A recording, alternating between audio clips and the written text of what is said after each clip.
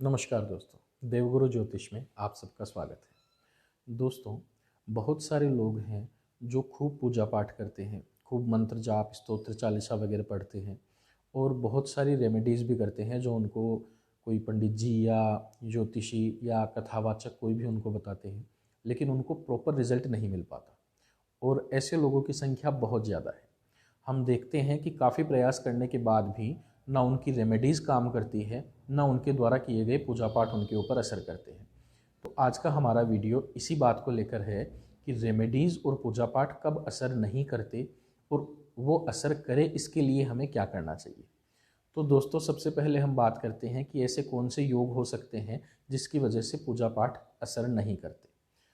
जब भी कुंडली में देवगुरु बृहस्पति कमज़ोर स्थिति में हो तो उस बंदे की पूजा पाठ बहुत आसानी से ना तो होगी और ना ही असर करेगी। दूसरा और मोस्ट इम्पोर्टेंट, तीसरा घर, अगर बंदे का तीसरा घर कमज़ोर है, किसी भी जातक का अगर तीसरा घर कमज़ोर है तो ऐसी स्थिति में ना तो वो आराम से रेमेडीज़ कर पाएगा और ना ही उसकी रेमेडीज़ अच्छा रिजल्ट दे पाएगी। अब मैंने तीसरा घर क्यों कहा? आठवां घर जो होता है वो कुंडली में हमारा एग्जिट है, यानी मृत्यु का घर है, इस दुनिया से दूसरी दुनिया का।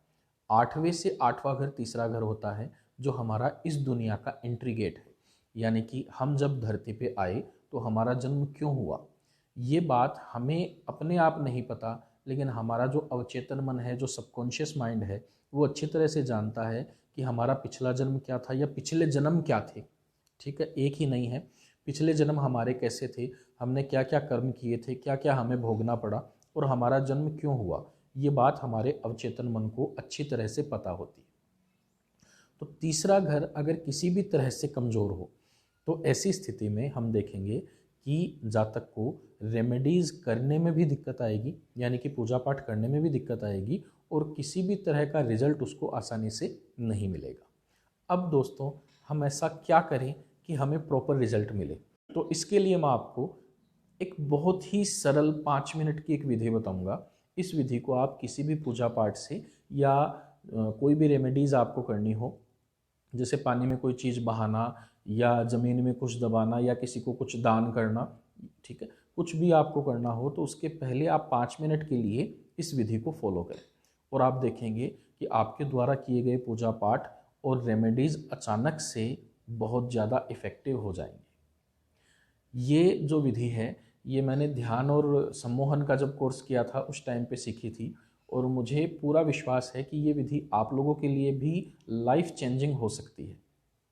अच्छा, अगर आप कोई पूजा पाठ या रेमेडीज़ नहीं करते, फिर भी आपकी कोई मन में विश है, तो आप दिन में 3 बार इस विधि को करिए और 3 बार इस विधि को करने के बाद में अपने विश को 21 बार रिपीट करिए।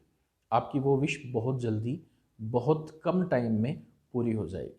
अगर आप कोई ऐसी विश लेते हैं जो निगेटिव है या हम ये कहें कि पूरी होने लायक नहीं है, तो भी आपका दिमाग उस चीज़ को बहुत जल्दी एक्सेप्ट कर लेगा कि आपको अपनी विश बदल देनी चाहिए। तो दोस्तों, विधि क्या है? देखिए, विधि बहुत सिंपल सी है। आपको पूजा पाठ या रेमेडीज़ करने से पहले सिद्धासन में बैठ जाना है, आलथी पालथी मारकर, रीढ़ की हड्डी बिल्कुल सीधी हो और इस तरह से ये मुद्रा आपको बना के इस तरह से बैठना है। शरीर बिल्कुल सीधा हो आपका। आपको 3 अंक याद रखने हैं, 4, 7 और 8, 4, 7 और 8।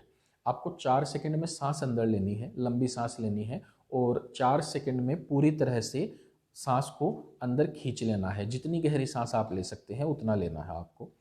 अगले 7 सेकंड के लिए आपको उसे होल्ड करना है, रोक के रखना है अंदर और अगले 8 सेकंड में बिल्कुल धीरे धीरे अपनी सांस को बाहर छोड़ना है।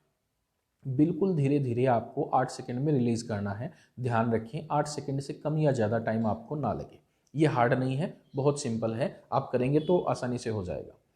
4 सेकंड में सांस लेना, 7 सेकंड उसको होल्ड करना और अगले 8 सेकंड में उसको रिलीज़ करना। ये एक राउंड हुआ।